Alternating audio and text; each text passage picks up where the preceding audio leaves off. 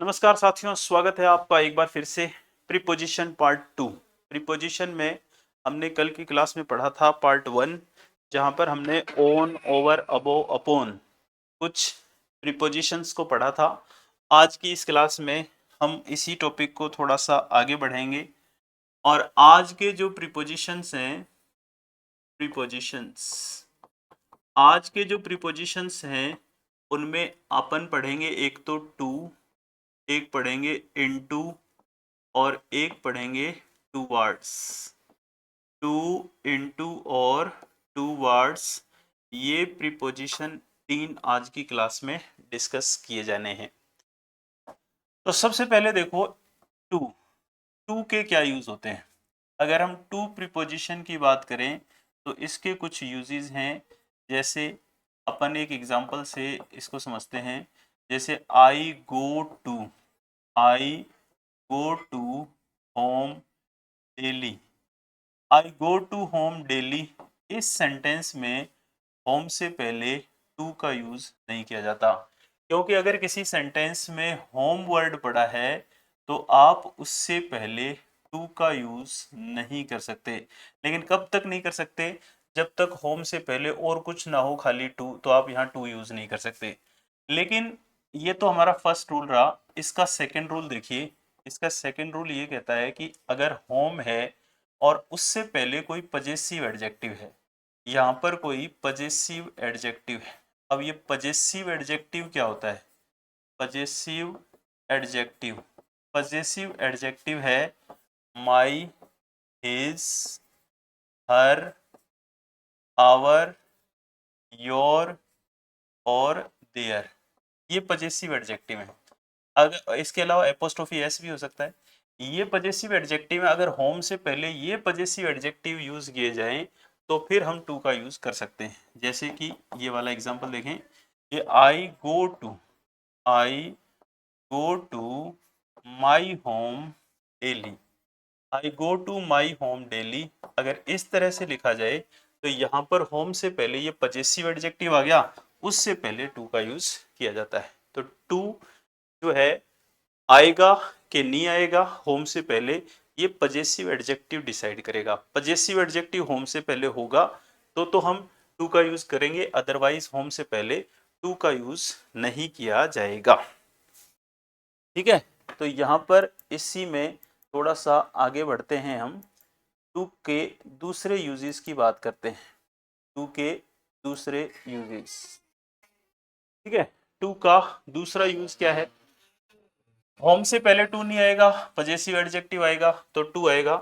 इसके अलावा दूसरा यूज, इससे टू का ही दूसरा प्रीपोजिशन के रूप में टू का दूसरा यूज ये है कि अगर किसी सेंटेंस में स्कूल, स्कूल या फिर कॉलेज या फिर हॉस्पिटल, हॉस्पिटल या फिर जेल या कोई सा भी संस्थान, कोई सा भी संस्थान, स्कूल, कॉलेज, हॉस्पिटल, जेल, कोई सा भी संस्थान हो, अगर जिस पर्पज से ये बने हैं, जिस पर्पज से ये संस्थान बने हैं, अगर आप उसी पर्पज से, या ऐसे बोले जाए कि उसी उद्देश्य से, अगर आप उसी सेम उद्देश्य से जाते हो इन संस्थानों के की तरफ, तो फिर आप टू के साथ द का प्रयोग नहीं करेंगे। यहाँ पर टू के साथ द का प्रयोग नहीं किया जाएगा। यानी कि स्कूल, कॉलेज, हॉस्पिटल, जेल जिस पर्पज से बने, अगर अपन उसी पर्पज से वहां पर जा रहे हैं तो वहां पर टू के बाद आर्टिकल द का यूज नहीं किया जाएगा। लेकिन इन्हीं संस्थानों पर आप किसी अन्य कार्य से जा रहे हैं, अन्य काम से जा रहे हैं ना, तो फिर आप टू के साथ द प्रीपोजिशन, द आर्टिकल का यूज कर सकते हो। इसको एग्जांपल से देखते हैं। जैसे अपने पास इस तरह का एक क्वेश्चन है कि स्टूडेंट्स आर, क्वेश्चन है students are going, students are going to the, students are going to the school, students are going to the school daily. ये सेंटेंस है। इस सेंटेंस में देखो स्कूल है और यहाँ पर स्टूडेंट्स है, तो स्टूडेंट तो स्कूल उसके निर्धारित पर्पज या निर्धारित उद्देश्य के साथ जाते हैं तो यहाँ पर टू के साथ द का यूज नहीं किया जाएगा। Students are going to the school नहीं होगा, students are going to school. इसी तरह दूसरा एग्जाम्पल अगर हम देखें तो अपन कहते हैं patient, patient is, patient is going, patient is going to the hospital. Patient is going to the hospital में भी टू के बाद द का यूज नहीं किया जाएगा, क्योंकि पेशेंट भी हॉस्पिटल के निर्धारित उद्देश्य के लिए जाता है। पेशेंट भी इसके निर्धारित उद्देश्य के लिए जाता है, तो फिर टू के बाद द का प्रयोग नहीं किया जाएगा। तो फिर स्कूल, कॉलेज, हॉस्पिटल, जेल में अगर अन्य काम से जाया जाए तो टू के बाद द का प्रयोग किया जा सकता है। जैसे एग्जाम्पल देखें, एग्जाम्पल ये है कि I am going to the hospital, I am going to the hospital to meet my friend, to meet my friend, to meet my friend, ये सेंटेंस है और ये कोई नो एरर वाला क्वेश्चन है। अब देखिए ये सेंटेंस का ए पार्ट, ये सेंटेंस का बी पार्ट, ये हो गया सेंटेंस का सी पार्ट और ये हो गया सेंटेंस का डी पार्ट। अब देखो यहाँ पर टू के बाद द का प्रयोग किया जाएगा हॉस्पिटल के साथ। क्यों? क्योंकि मैं हॉस्पिटल जा रहा हूं, लेकिन जिस पर्पज से हॉस्पिटल बना है उस पर्पज से नहीं जा रहा हूं, मैं अन्य कार्य से जा रहा हूं। और जब हम हॉस्पिटल, कॉलेज, जेल जिस भी पर्पज से बने हैं उस पर्पज से जा रहे हैं तो टू के साथ द का यूज नहीं होगा। अदर पर्पज से जा रहे हैं तो टू के साथ द का प्रयोग होगा। तो मैं अपने दोस्त से मिलने जा रहा हूं हॉस्पिटल में, हॉस्पिटल जिस पर्पज से बना उस पर्पज से नहीं जा रहा, तो यहाँ पर टू के साथ द का यूज किया जाएगा। इस सेंटेंस में कोई भी एरर नहीं होगी और हमारा आंसर डी होगा। तो ये एक मोस्ट इंपोर्टेंट रूल होता है आर्टिकल द का और प्रीपोजिशन टू का भी। इसके बाद अगला जो प्रीपोजिशन है वो क्या है? वो है इनटू। अगला प्रीपोजिशन है हमारा इनटू। इनटू के क्या यूज होते हैं?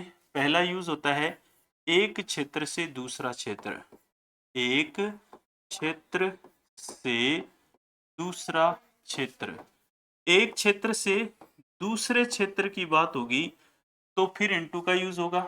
मान लो कि ये नदी है और यहाँ से कोई बंदा यहाँ जंप कर रहा है तो एक क्षेत्र से दूसरे क्षेत्र में जा रहा है। या फिर मान लो कि ये कोई रूम है और इसमें कोई बाहर से अंदर आ रहा है तो इसका मतलब एक क्षेत्र से दूसरे क्षेत्र में जा रहा है, तो फिर इनटू का यूज होगा।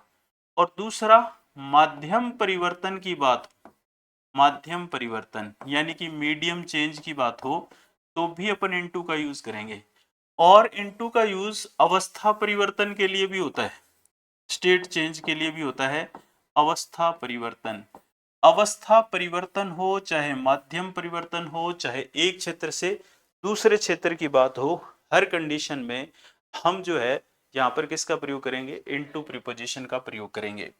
जैसे कि कुछ एग्जांपल्स हैं जो इन तीनों बातों को क्लियर करेंगे। जैसे पहला क्वेश्चन है कि ही जंप्ड इनटू। पहला क्वेश्चन क्या है? He jumped into the river, he jumped into the river. तो यहाँ पर जंप के साथ क्या आया है? Into. He jumped into the river. तो मान लो बंदा यहाँ था और नदी में कूदा है तो एक क्षेत्र से दूसरे क्षेत्र में गया है, इसलिए इनटू का प्रयोग होगा। और क्वेश्चन नंबर टू क्या है? Translate this passage, translate this passage, translate this passage into English, into English, कि इस पैसेज को इंग्लिश में ट्रांसलेट कीजिए। तो अब यहाँ पर माध्यम परिवर्तन की बात हो रही है इसलिए भी इनटू आ जाएगा। और क्वेश्चन नंबर 3 की बात करें, अवस्था परिवर्तन, तो अपन ऐसे कह सकते हैं ice slowly, ice slowly turns into water, ice slowly turns into water. Ice जो होता है ये सॉलिड होता है, ठीक है, ये क्या होता है? ठोस होता है। और आइस यानी कि बर्फ, और वाटर क्या होता है? वाटर लिक्विड होता है यानी कि द्रव होता है। तो यहाँ पर अवस्था परिवर्तन हो रही है तो उस कंडीशन में भी हम इनटू प्रीपोजिशन का यूज करते हैं। तो इनटू प्रीपोजिशन तीन चीजों के लिए हो सकता है, अवस्था परिवर्तन हो, माध्यम परिवर्तन हो, या फिर एक क्षेत्र से दूसरे क्षेत्र में जाने की बात हो। अब अपन मान लो इस रूम में खड़े हैं, कोई बाहर से अंदर आएगा तो अपन कहेंगे he went into the room, he come into the room. तो अगर कोई एक क्षेत्र से दूसरे क्षेत्र में जा रहा है तब भी इनटू होगा। कोई एक क्षेत्र से बाहर खड़ा है, नदी में कूद रहा है, तो जंप इनटू बोलते हैं अपन। या फिर अवस्था परिवर्तन या माध्यम परिवर्तन, इन सभी चीजों में हम इनटू का यूज करते हैं। और रही बात टू उसकी टू वर्ड्स की, तो टू वर्ड्स का कोई खास यूज नहीं है। टू वर्ड्स का एक हिंदी मीनिंग याद रखना होता है, इसका हिंदी मीनिंग होता है की और। टू वर्ड्स का हिंदी मीनिंग क्या होता है? की और। जैसे अपन कहते हैं a lion is coming towards, a lion is coming towards me, एक लॉयन मेरी तरफ आ रहा है। तो यहाँ पर की ओर, I am going towards market, मैं मार्केट की ओर जा रहा हूँ। तो की और हिंदी का जो अर्थ होता है वो टूवर्ड्स को बताता है। तो इस तरह से एक तो टू, एक इनटू, एक टूवर्ड्स, तीनों एक दूसरे से मिलते जुलते प्रीपोजिशन है, इसलिए हमने इन तीनों को एक साथ डिस्कस किया है। चलिए नेक्स्ट प्रीपोजिशन। नेक्स्ट प्रीपोजिशन अपन पढ़ेंगे, एक तो बिटवीन, एक क्या होता है? बिटवीन, एक होता है अमंग, एक बिटवीन, एक अमंग होता है, और एक अमंगस्ट भी होता है, अमंगस्ट, और एक अमिड भी होता है, अमिड, और एक होता है अमिडिस्ट। ये एक जैसे प्रीपोजिशन है, इसलिए अपन इनको भी एक साथ रख रहे हैं और इनको भी एक साथ पढ़ेंगे। अगर बिटवीन की बात करें ना, तो ये आता है दो के लिए। दो के लिए आप किसका यूज करो? दो के लिए आप बिटवीन का यूज करो। अमंग जो होता है ये किसके लिए होगा? दो से ज्यादा के लिए। अमंग किसके लिए? दो से ज्यादा के लिए इसका यूज किया जाएगा। और अमंगस्ट भी दो से ज्यादा के लिए यूज किया जाएगा, बट इसके लिए बाद में वोवल होना चाहिए, इसके बाद वोवल होना चाहिए। और वोवल क्या होता है? ए ई आई ओ यू। और अमिड जो होता है इसका अर्थ होता है बीच में, इसका अर्थ होता है बीच में स्थित होना। और ये अमिडिस्ट भी इसी के लिए यूज होता है, लेकिन इसके लिए भी होना चाहिए क्या? वोवल होना चाहिए। और वोवल क्या होता है? ए ई आई ओ यू, ये वोवल माना जाएगा। तो एग्जांपल्स देखते हैं इसके। एग्जाम्पल क्या है? एग्जाम्पल नंबर 1 ये कह रहा है कि डिस्ट्रीब्यूट these apples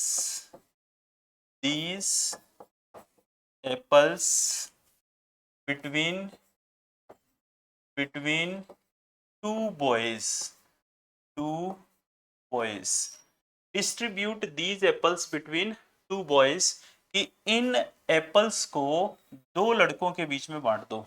तो यहाँ पर दो की बात हो रही है ना, टू बॉयज, इसलिए हम यहाँ पर बिटवीन का यूज कर रहे हैं। और अमंग का यूज होता है दो से ज्यादा के लिए। तो फिर अपन ऐसे लिखेंगे, इसी सेंटेंस को अगर ऐसे लिखा जाए, distribute these apples among 10 boys। अब दो से ज्यादा हो गए तो फिर आप यहाँ पर अमंग का यूज करते हैं, AMONG, अमंग का यूज करते हैं। ये अमंगस्ट कब होगा? जब इधर यहाँ पर 10 बॉयज है ना, यहाँ पर कोई वोवल की साउंड हो। जैसे distribute these books amongst old men। अगर अपन ऐसे लिखेंगे तो ये वोवल की साउंड आ रही है। अब यहाँ पर आप अमंगस्ट का यूज कर सकते हो। वोवल की साउंड है, जब अमंगस्ट का यूज करोगे, कॉन्सोनेंट है तब अमंग का यूज करोगे, दो से ज्यादा के लिए। और अमिड का अर्थ क्या होता है? बीच में। तो अपन ऐसे लिखेंगे, he always sits amid his students, amid या amidst क्या बोलेंगे इसको, अमिड या अमिडिस्ट हिज स्टूडेंट्स, हिज स्टूडेंट्स। यह हमेशा अपने स्टूडेंट्स के बीच में बैठता है। तो बीच में स्थित करने के लिए अपन यहाँ पर अमिड या अमिडिस्ट का यूज करते हैं। तो टू, इनटू, टुवार्ड्स और बिटवीन, अमंग और अमंगेस्ट, अमिड और अमिडिस्ट, ये प्रीपोजिशन यहाँ पर क्लियर होते हैं। तो 3 प्रीपोजिशन और पढ़ने के बाद अपन इनसे रिलेटेड कुछ क्वेश्चंस भी देखेंगे। तो अगले प्रीपोजिशन है अपने पास, एक तो सिंस और एक फॉर। सिंस और फॉर, ये दो प्रीपोजिशन देखिए, टेंस में काफी यूज होता है इनका। अब सिंस और फॉर की अगर मैं बात करूं, तो सिंस जो होता है वो निश्चित समय के लिए आता है, और फॉर जो होता है वो अनिश्चित समय के लिए यूज किया जाता है। सिंस निश्चित समय के लिए और फॉर अनिश्चित समय के लिए यूज किया जाता है।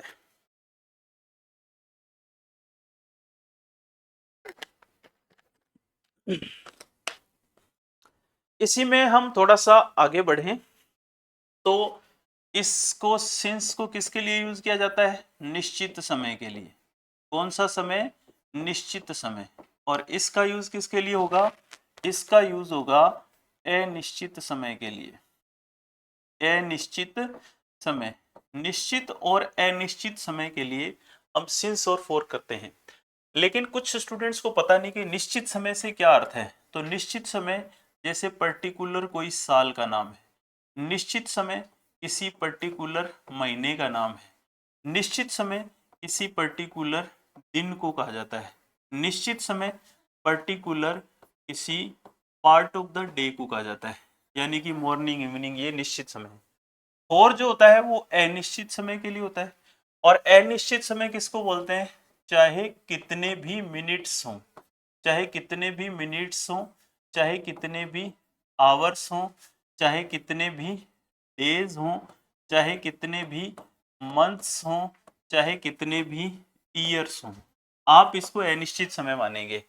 अनिश्चित समय के लिए फॉर और निश्चित समय के लिए सिंस आता है। फॉर एग्जाम्पल, जैसे ये क्वेश्चन है कि he has been learning English, he has been learning English, he has been learning English और स्पेस 2 months, मान लो ये लिखा गया है। एक क्वेश्चन तो है ये। दूसरा क्वेश्चन है I have been, question number 2, I have been teaching you, I have been teaching you और स्पेस 10 मिनट्स ऐसे लिखा गया हो। या फिर क्वेश्चन नंबर 3 है कि she has been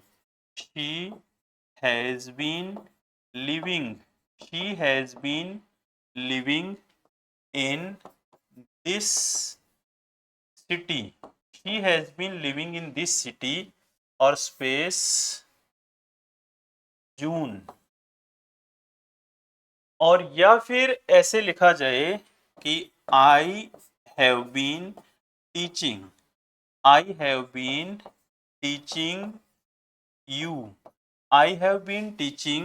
you space 2025 ऐसे लिखा जाए। अब देखो ये बाद वाले जो वर्ड है ना, यहां से आपको पता करना है कि समय कैसा है। 2 months अनिश्चित समय है, तो यहां पर अपन लिखेंगे 4। 10 मिनट्स अनिश्चित समय है, यहाँ पर भी लिखेंगे 4। जून निश्चित समय है, तो यहाँ पर अपन लिखेंगे सिंस। 2025 निश्चित समय है, यहाँ पर भी अपन लिखेंगे सिंस। तो निश्चित समय के लिए अपन क्या लिखेंगे, निश्चित समय के लिए अपन लिखेंगे सिंस और अनिश्चित समय के लिए अपन लिखेंगे फॉर। तो यहाँ पर सिंस और फॉर की कहानी खत्म होती है। लेकिन सिंस तो यहाँ पर जब निश्चित समय के लिए आता है तो सिंस यहाँ पर प्रीपोजिशन है। सिंस कभी कभी कंजक्शन भी बनता है। तो हालांकि टॉपिक तो अपना प्रीपोजिशन है, लेकिन सिंस कंजक्शन भी बनता है। तो कंजक्शन के तौर पर सिंस कैसे यूज किया जाता है उसको भी अपन यहाँ पर देख लेते हैं। सिंस का use as a conjunction, since जो होता है ये कंजक्शन भी होता है। और कंजक्शन किसको बोलते हैं? कंजक्शन बोलते हैं संयोजक शब्द। अगला टॉपिक अपना कंजक्शन ही होगा जब ये प्रीपोजिशन कंप्लीट हो जाएगा तब। अब कंजक्शन किसको बोलते हैं?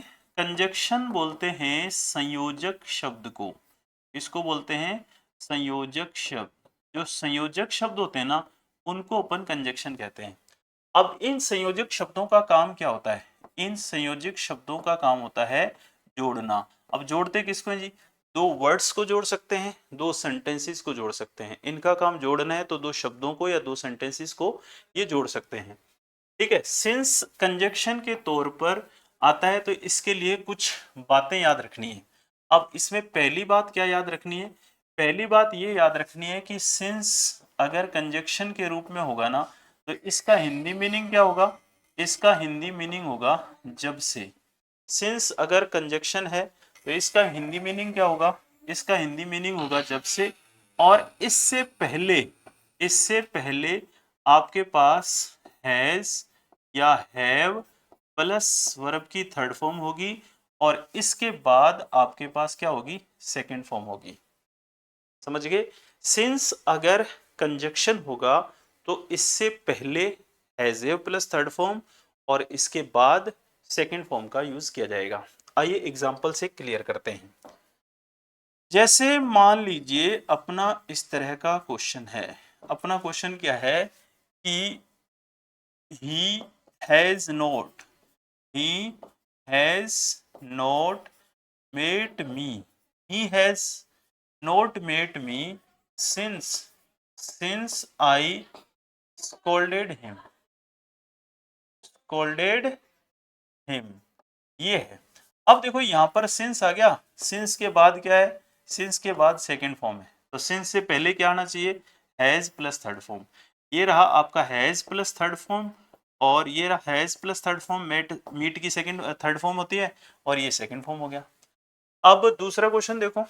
दूसरा क्वेश्चन इस तरह से होगा कि यू हैव नॉट, अगर मैं इसको ऐसे लिख देता हूं, you had not called me, you had not called me since you went Delhi.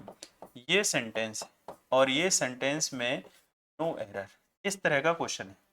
अब ये सेंटेंस का है अपना ए पार्ट, ये सेंटेंस का है अपना बी पार्ट, ये है अपना सी पार्ट और ये है जी अपना डी पार्ट। तो क्या क्वेश्चन है? You had not called me since you went Delhi. तो इस सेंटेंस में देखो बच्चों क्या है कि यहाँ पर सिंस आ रहा है और सिंस के बाद में क्या आ रहा है? गो की सेकंड फॉर्म वेंट। तो सिंस से पहले क्या आना चाहिए? सिंस से पहले हैज या हैव प्लस थर्ड फॉर्म आना चाहिए, लेकिन यहाँ पर क्या आ रहा है? हैड, जो कि गलत है। हैड नहीं आना चाहिए था, यहाँ पर क्या आना चाहिए था? हैज या हैव। यू है तो यहाँ पर हैव का प्रयोग किया जाएगा। तो उम्मीद है ये चीजें आपको क्लियर हो रही हैं, समझ में आ रही हैं। इसके बाद देखिए आगे, इसके बाद सिंस में एक रूल और भी आता है। सिंस हम पढ़ रहे हैं एज ए कंजक्शन, तो सिंस का अगला रूल देखो। देखो डियर स्टूडेंट्स, यहाँ पर सिंस का एक यूज और आता है और ये तो बहुत ही इंपॉर्टेंट यूज भी है इसका। सिंस का एक यूज और। अब यहाँ पर सिंस का यूज ये कहता है कि अगर इट वॉज क्या हो? It was plus time expressing word, time expressing time expressing word, it was plus समय को बताने वाला कोई शब्द हो। It was plus time expressing word, तो यहाँ पर अगर अगो होगा तो ऐसे सेंटेंस में अगर सिंस दे रखा है ना तो ये गलत है, सिंस नहीं होना चाहिए। तो फिर क्या होना चाहिए? ऐसे सेंटेंस में दैट होना चाहिए। इस सेंटेंस में सिंस दे रखा है तो ये गलत है, ऐसे सेंटेंस में दैट होना चाहिए। ये वाला रूल अपन को पता होना चाहिए। अब देखो इससे रिलेटेड क्वेश्चन, इससे रिलेटेड क्वेश्चन ये है कि it was 2 days, it was 2 days ago since I called him. ठीक है, ये सेंटेंस का ए पार्ट है, ये सेंटेंस का बी पार्ट है, ये सेंटेंस का सी पार्ट है, और यहां पर अपन बात करेंगे नो एरर की, ये डी पार्ट है। एक दूसरा क्वेश्चन देखो, फिर मुझे बताओ कि किस सेंटेंस में क्या एरर है। मान लो ऐसे लिखा जाए, it was, it was 1 year, it was 1 year ago, ago since he met me, since he met me, और यहां पर भी है दोस्तों नो एरर। अब ये सेंटेंस का है ए पार्ट, ये सेंटेंस का है बी पार्ट, ये सेंटेंस का है सी पार्ट, और है डी पार्ट। तो बताओ कहां पर क्या एरर है, थोड़ा सा दिमाग लगाओ। कि सिंस का मैंने आपको रूल तो बता ही दिया है, अब आपको ये बताना है कि सिंस में गलती कहाँ है। ठीक है, फटाफट से देखें।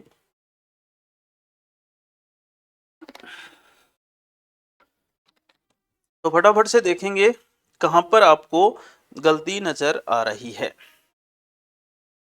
ठीक है, गलती कहाँ नजर आ रही है आपको।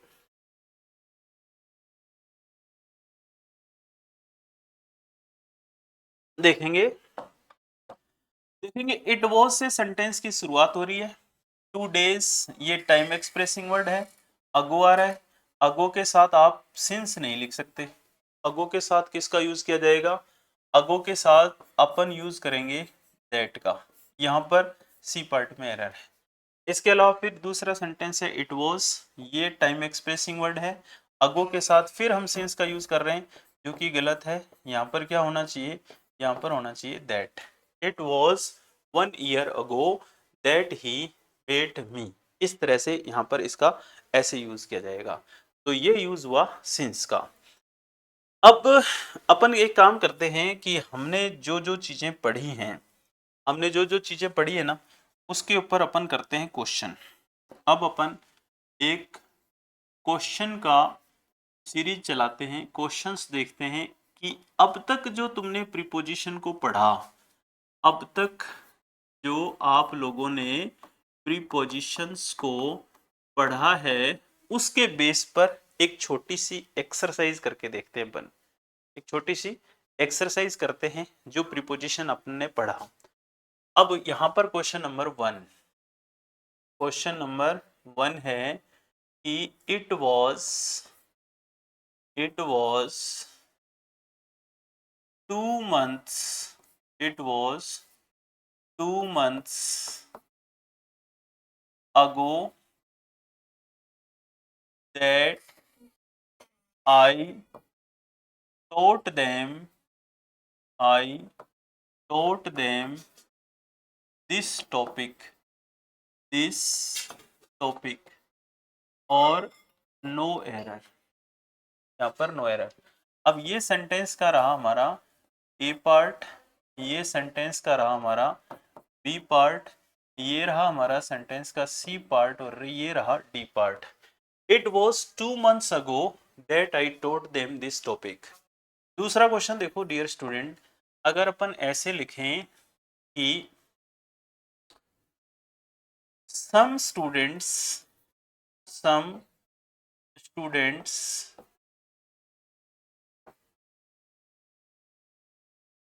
went into this classroom, और नो एरर।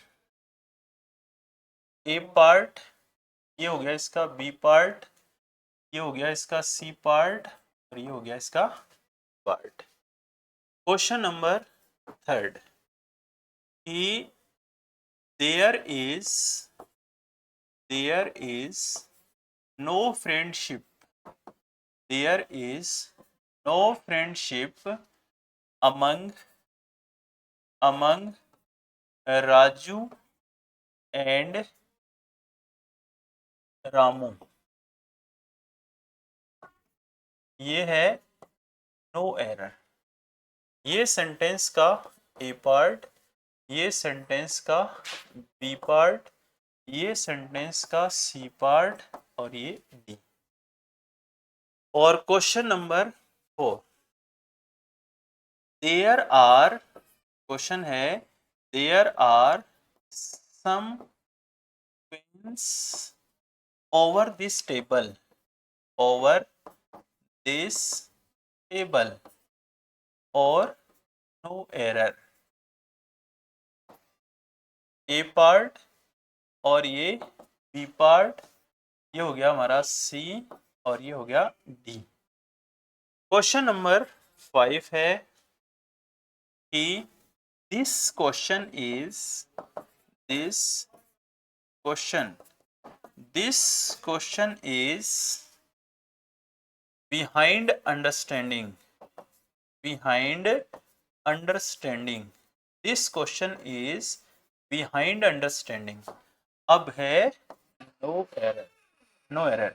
ये सेंटेंस का रहा हमारा ए पार्ट, ये रहा हमारा सेंटेंस का बी पार्ट, ये रहा सी और ये रहा डी।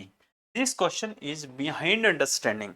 तो ये क्वेश्चन बिहाइंड अंडरस्टैंडिंग हुआ क्या या फिर कुछ और हुआ, तो इन सभी चीजों को अपन को यहाँ पर देखना है। एक क्वेश्चन और भी कर लेते हैं, चलो। क्वेश्चन नंबर 6, क्वेश्चन नंबर 6 क्या है कि बिसाइड Lokesh,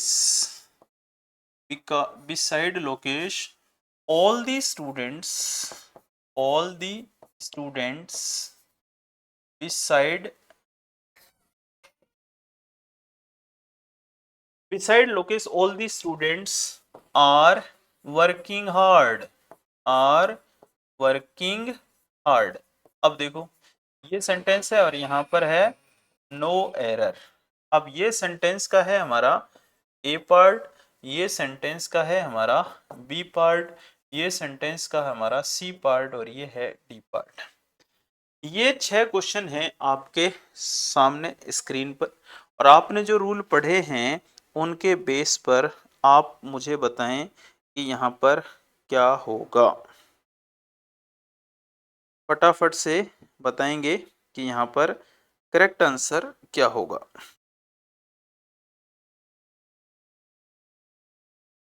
बताएं दोस्तों जल्दी से, ये क्वेश्चन है और यहाँ पर आंसर क्या होगा।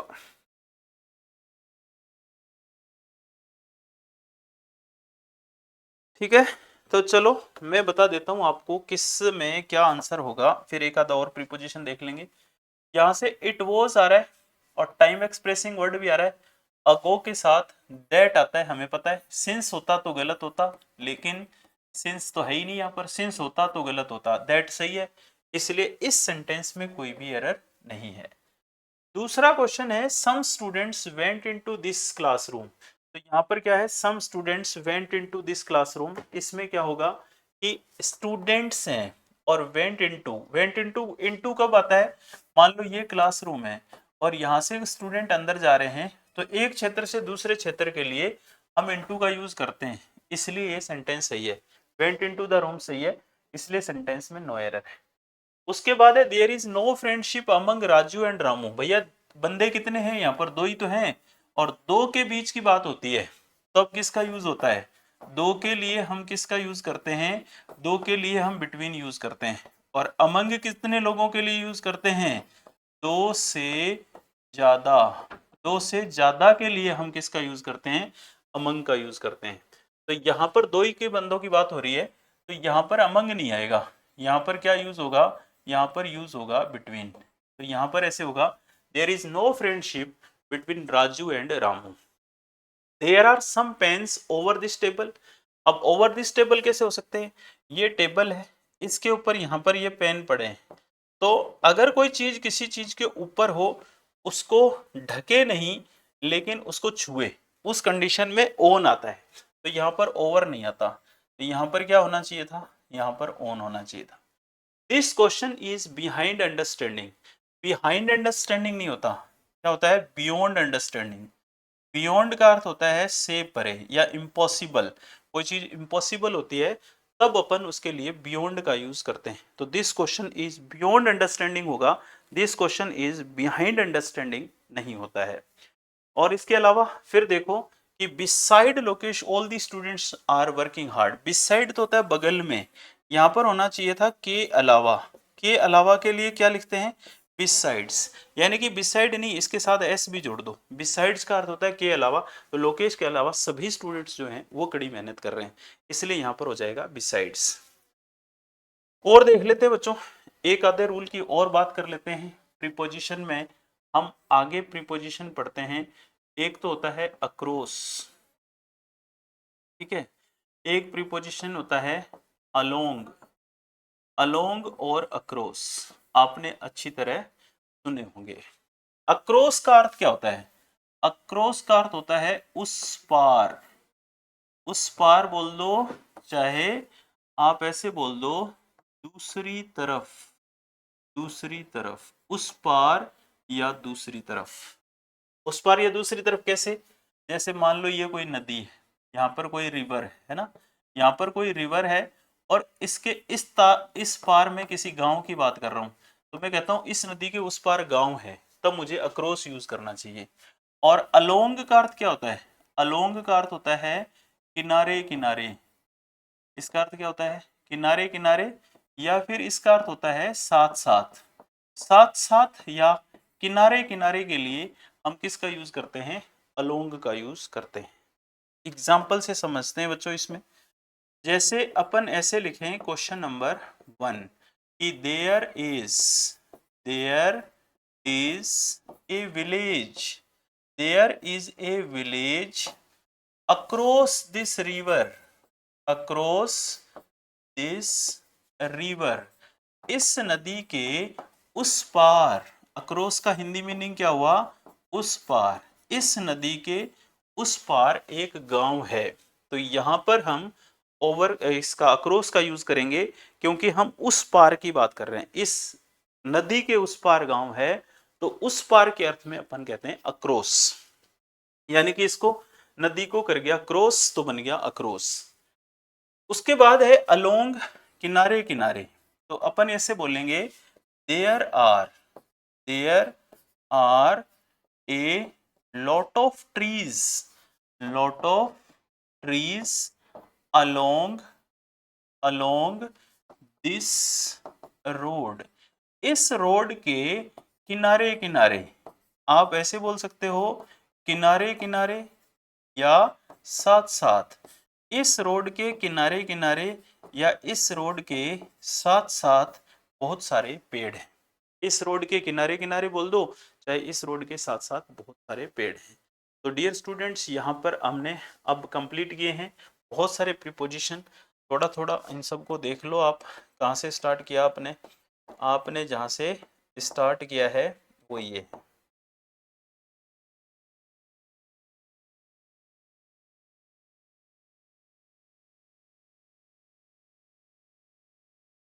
प्रीपोजिशन 2 into 2 वर्ड से हमने स्टार्ट किया था और बहुत सारे प्रीपोजिशन आज की इस क्लास में हमने पढ़े हैं। अगली क्लास में प्रीपोजिशन को ही कंटिन्यू करेंगे अपन। प्रीपोजिशन के भी बहुत सारे रूल हैं, अभी फिक्स प्रीपोजिशन को भी पढ़ना है। कुछ वर्ड होते हैं जिनके साथ फिक्स ही होता है प्रीपोजिशन, जैसे एंग्री है, उसके साथ आप लगाते हो क्या हो, own, he is angry on me, angry के साथ ओन कभी नहीं आता, एंग्री के साथ या तो विथ आता है या एट आता है। अगर कोई व्यक्ति मुझ पर क्रोधित है तो मैं ऐसे बोलूंगा he is angry with me, और पर्सन के लिए विथ। अगर किसी बात पर नाराज है तो मैं कहूंगा he is angry at this mistake, he is angry at my mistake. तो एंग्री के साथ ज्यादातर स्टूडेंट क्या लगाते हैं, ओन। ऐसे बहुत सारे कंफ्यूजन वाले क्वेश्चन जो हैं वो फिक्स प्रीपोजिशन में अपन क्लियर करेंगे। तो मिलते हैं अगली क्लास में, नमस्कार।